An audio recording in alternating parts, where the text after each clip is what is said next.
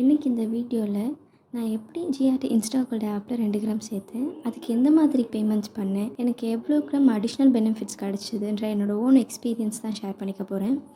நான் தம்ப்நெயிலில் மென்ஷன் பண்ணியிருக்க மாதிரி இந்த 2 கிராம் அக்யூமுலேட் பண்ணேன். நான் 26,223 ரூபா தான் இன்வெஸ்ட் பண்ணியிருக்கேன். 1 கிராம் ஆவரேஜ் ரேட் பார்த்திங்கன்னா 13,111 ரூபா. இன்றைக்கி ரேட்டுக்கு நம்மளால் கண்டிப்பாக இந்த ரேட்டில் 1 கிராம் வாங்கவே முடியாது. ஸோ இந்த ஸ்கீமில் எனக்கு ஆவரேஜ் அமௌண்ட் இவ்வளோ கிடச்சிருக்கு. இந்த ஸ்கீம் நான் போன மாதம் அக்ஷய திருதி அன்றைக்கி தான் ஓப்பன் பண்ணேன், April 19th and May 12th. Within 1 மந்த்க்குள்ளே என்னால் ஒரு 2 கிராம் அக்யூமுலேட் பண்ண முடிஞ்சது. இதுக்கு மெயின் சோர்ஸ் பார்த்திங்கன்னா எனக்கு லாஸ்ட் மந்த் ஒரு போனஸ் அமௌண்ட் கிடச்சிது.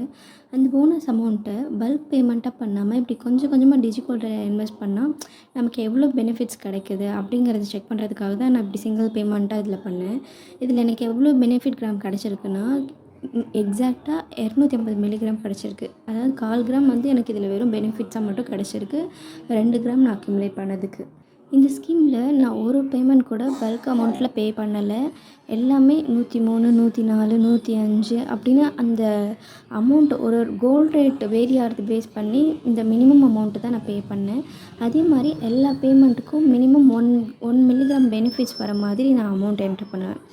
நம்ம மினிமம் 100 ரூபா இருந்து பே பண்ணலாம் இந்த டிஜிகோல்டு ஆப்பில்.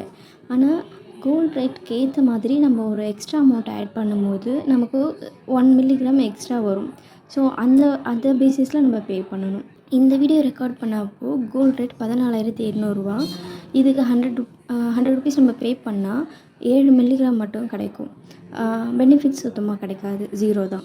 இதுவே நம்ம ஒரு 6 ருபீஸ் ஒரு 6 ரூபா எக்ஸ்ட்ரா சேர்த்து 106 ரூபா பே பண்ணால் பெனிஃபிட்ஸ் ஒரு மில்லிகிராம் கிடைக்கும்.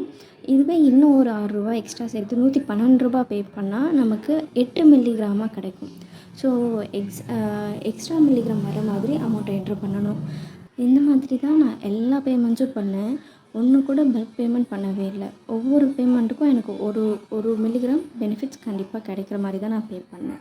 ஏன்னா 8 மில்லிகிராம் வர மாதிரி நம்ம பே பண்ணும்போது லோவஸ்ட் ப்ரைஸில் நம்ம கோல்டு வாங்குற மாதிரி இருக்கும். மற்ற அமௌண்ட்டை பே பண்ணும்போது பைசா டிஃப்ரென்ஸ் வரும் தான். ஆனால் ஓவரால் பேமெண்ட்ஸில் ஒரு பெரிய நம்பர் தெரியும். ஒரு 250 பேமெண்ட்ஸ், ஒரு 500 பேமெண்ட்ஸ் பண்ணும்போது நமக்கு அமௌண்ட்டில் நல்லாவே டிஃப்ரென்ஸ் தெரியும். ஆக்சுவலாக ஜிஆர்டி இன்ஸ்டா கோல்டில் இது என்னோடய செகண்ட் ஸ்கீம். ஃபஸ்ட்டு ஸ்கீமில் பார்த்திங்கன்னா நான் 10 மில்லிகிராம்ஸாக ஆட் பண்ணேன் மோஸ்ட்லி.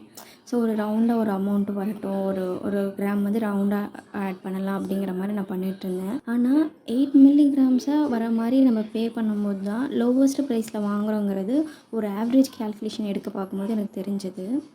அது இப்போ நான் எப்படி அந்த கேல்குலேஷன் அப்ளை பண்ணேங்கிறத காமிக்கிறேன். ஸோ இந்த டேபிள் பார்த்திங்கன்னா நான் அன்றைக்கி அப்ளை பண்ண ரேட் 14,800. இதில் 100 ருபீஸ் ஒரு 100 ரூபா நம்ம பே பண்ணும்போது நான் முதல்ல சொன்ன மாதிரி வெறும் 7 மில்லிகிராம் தான் கிடைக்கும், வித்தவுட் எனி பெனிஃபிட்ஸ். 0 மில்லிகிராம் தான் பெனிஃபிட்ஸ் இருக்கும் நமக்கு. இதுவே 106 ரூபா பே பண்ணும்போது சேம் 7 மில்லிகிராம்ஸ் தான் வரும். பெனிஃபிட் பார்த்திங்கன்னா 1 மில்லிகிராம் கிடைக்கும். இன்னொரு 6 ருபீஸ் நம்ம எக்ஸ்ட்ரா ஆட் பண்ணி 112 ரூபா நம்ம பே பண்ணும்போது 1 மில்லிகிராம் எக்ஸ்ட்ராவாக நமக்கு அக்குமுலேட் ஆகும், 8 மில்லிகிராமாக கிடைக்கும். அதுக்கு பெனிஃபிட் சேம் 1 மில்லிகிராம் தான். ப்ரீவியஸ் ஸ்கீமில் பே பண்ண மாதிரி பண்ணோன்னா இப்போ 141 ருபீஸ் பே பண்ணணும் அன்றைக்கி ரேட்டுக்கு, நமக்கு 10 மில்லிகிராம்ஸ் கிடைக்கும். அதுக்கும் சேம் 1 பெனிஃபிட் தான். இதில் இன்னொன்று நம்ம நோட் பண்ண வேண்டியது என்னென்னா, இப்போ நான் 112 பே பண்ணும்போது எனக்கு 8 மில்லிகிராம்ஸ் இது 1 பெனிஃபிட்ஸ் வந்து கிடச்சிது. இதுவே நான் வந்து அதோட 10 டைம்ஸ் 1120 அப்படி நான் பே பண்ணனா எனக்கு 80 மில்லிகிராம்ஸ் தானே கிடைக்கணும். ஆனால் நமக்கு தெரியும் டிஜிகோல்டு எந்த ஆப்லையுமே இப்படி பல்காக பண்ணும்போது நமக்கு அந்த 80 மில்லிகிராம்ஸாக இப்போ இந்த வேல்யூக்கு கிடைக்காது. அதே மாதிரி பெனிஃபிட்ஸும் 10 மில்லிகிராம்ஸ் கிடைக்காது, 5 தான் கிடைக்கும். ஸோ இது ஒரு சிம்பிள் கேல்குலேஷன் தான். இங்கே நான் ப்ராக்கெட்டில் சொல்லியிருக்க அமௌண்ட்டெல்லாம் ஜஸ்ட்டு பைசா டிஃப்ரென்ஸ் தான் இருக்கும். ஆனால் 8 மில்லிகிராம்ஸ் பே பண்ணுறது தான் இதில் லோவஸ்ட் அமௌண்ட்டாக இருக்கும் பாருங்கள். இப்போ 100 பண்ணும்போது 14.29 இருக்கும், 106 பே பண்ணும்போது 15.14 இருக்கும். இதுவே எக்ஸாக்டாக 112 பண்ணும்போது நமக்கு 14 இருக்கும். இதுவே 10 மில்லிகிராம்ஸ் கிடைக்கிற மாதிரி பே பண்ணாலும் நமக்கு 14.10 வரும். ஸோ நெக்ஸ்ட்டு அதுதான் 8 மில்லிகிராம்ஸ்க்கு அடுத்து இருக்க நெக்ஸ்ட் பேமெண்ட் எது, எனக்கு பைசாலாம் பெருசாக டிஃப்ரென்ஸ் பெருசு இல்லை, ஒன்றும் அதை பற்றி ஒரி பண்ண மாட்டேன் அப்படின்னா நீங்கள் தாராளமாக 10 மில்லிகிராம்ஸாக சேர்க்குறதுக்கு அந்த ஆப்ஷனை சூஸ் பண்ணிக்கலாம். ஸோ இப்படி தான் நான் ஒரு பேமெண்ட்டுமே பண்ணேன். இப்போது என்னென்னா இதில் முக்கியமாக ரேட்டு வந்து ஜாஸ்தியாக இருக்கும்போது நான் 2 ஆர் 3 பேமெண்ட்ஸ் தான் பண்ணேன். இதுவே வந்து ரேட் கம்மியாக இருக்கும்போது என்ன பண்ணேன்னா, இப்போ 1 ஆர் 3லே எனக்கு அந்த அந்த கிராம்ஸ் வந்து அச்சீவ் பண்ண முடியுதுன்னா 8 மில்லிகிராம்ஸ் 1 மில்லிகிராம் பெனிஃபிட் வருதுன்னா, அப்போ நான் என்ன பண்ணேன்னா, நிறைய பேமெண்ட்ஸ் 10 to 15 பேமெண்ட்ஸ் கிட்ட சிங்கிள் டேயில் நான் பண்ண ஆரம்பித்தேன். ஏன்னா என்கிட்ட அமௌண்ட் அப்போ இருந்தது. அதனால அப்படி பண்ணேன். மற்ற டைம்லாம் பார்த்திங்கன்னா, நம்ம அமௌண்ட் சேர்த்து வச்சு இல்லை அமௌண்ட் நம்மகிட்ட கிடைக்கிறப்போ அந்த மாதிரி பே பண்ணுற மாதிரி இருக்கும். ஸோ அக்ஷய திருதியை அப்போ நம்ம கோல்ட் காயின்க்குலாம் வந்து வேஸ்டேஜ் இல்லாமல் நமக்கு ஆஃபர் இருந்தது.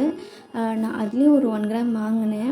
பட் அதோட அமௌண்ட்டுக்கு பதிலாக இதில் இன்வெஸ்ட் பண்ணால் எவ்வளோ வருது அப்படிங்கிறத பார்க்குறதுக்காக தான் மெயினாக இப்படி பண்ணேன். இப்படி பண்ணால் எனக்கு 13,111லேயே நம்மளால் வாங்க முடியுது 1 கிராம். பட் நம்ம கையில் இருக்காது, லேட்டாக நம்ம வாங்கலாம். கரண்ட் சிச்சுவேஷன் பார்க்கும்போது ஃபர்தராக கோல்டில் இன்வெஸ்ட் பண்ணலாமா வேண்டாமா அப்படின்னு ஒரு கன்ஃபியூஷன் இருக்குது. ஏன்னா கோல்ட் காயின் சேல்லாம் ஸ்டாப் பண்ண போகிறதா பேசிக்கிறாங்க. ஸ்டாக்ஸ் மட்டும் கிளியர் பண்ணிவிட்டு மற்றதெல்லாம் அப்படியே ஹோல்ட் பண்ண போகிறதா அப்படி பேசிக்கிறாங்க. அப்படி இருக்கும்போது நமக்கு ஜுவல் வாங்க வேண்டிய மட்டும் தான் இருக்கும். டிஜிகோல்டில் மெயினாக இன்வெஸ்ட் பண்ணுறதுலாம் பார்த்திங்கன்னா காயின் வாங்குகிற ஐடியாவில் தான் இருக்கும்.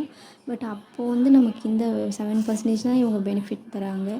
அப்படி இருக்கும்போது நம்ம அந்த அமௌண்ட்டையும் கொண்டு போய் ஜுவல்லில் நம்ம இன்வெஸ்ட் பண்ணிட்டோம்னா நமக்கு வேஸ்ட் இந்த ஸ்கீம் ஸ்டார்ட் பண்ணுது. அதுக்கு மிச்சிட்டு போட்டுடலாம். அதான் பெஸ்ட்டாக இருக்கும். ஸோ இதில் இன்னொரு முக்கியமான விஷயம், நம்ம இந்த பெனிஃபிட்ஸாக கிடச்சிருக்க இந்த 250 மில்லிகிராம்ஸும் ஆட் பண்ணி நம்ம ஆவரேஜ் எடுத்தோன்னா 11,654 தான் நம்ம 1 கிராமுக்கு வந்து ஸ்பெண்ட் பண்ண மாதிரி இருக்கும். இன்கேஸ் ஜிஆர்டியில் நமக்கு இந்த 250 மில்லிகிராமே நமக்கு கோல்டாக கொடுத்தாங்கன்னா, ஏன்னா சில கடைகளில் வந்து கோல்டாக கொடுக்காம அதுக்கான அன்னைக்கு ரேட்டு என்னவோ அதை வந்து அமௌண்ட்டில் நம்ம பே பண்ண வேண்டிய அமௌண்ட்டில் தான் மைனஸ் பண்ணுறாங்களே தவிர அது நமக்கு கோல்டாக கொடுக்கறதில்ல. ஜிஆர்டியில் நமக்கு அது கோல்டாக கொடுத்தாங்கன்னா அப்போ ஆவரேஜ் ரேட் வந்து பார்த்திங்கன்னா 11,654 தான் வரும். இன்னொன்று இந்த 2 கிராம்ஸ்க்கு நமக்கு இந்த 250 மில்லிகிராம்ஸ் எவ்வளோ பர்சன்டேஜ் நம்ம கால்குலேட் பண்ணோன்னா 12.5%.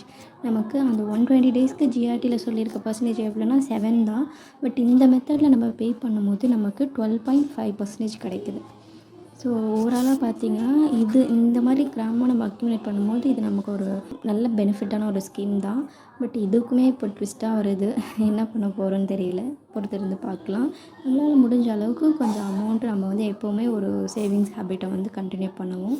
ஏதோ ஒரு பல்க் அமௌண்ட்டாக கிடைக்குதுன்னா அது ஏதோ ஒரு ஞாபகார்த்தமாக அதுக்கு ஏதாவது ஒன்று யூஸ்ஃபுல்லாக வாங்கணும், யூஸ்ஃபுல்லாக இன்வெஸ்ட் பண்ணணும்.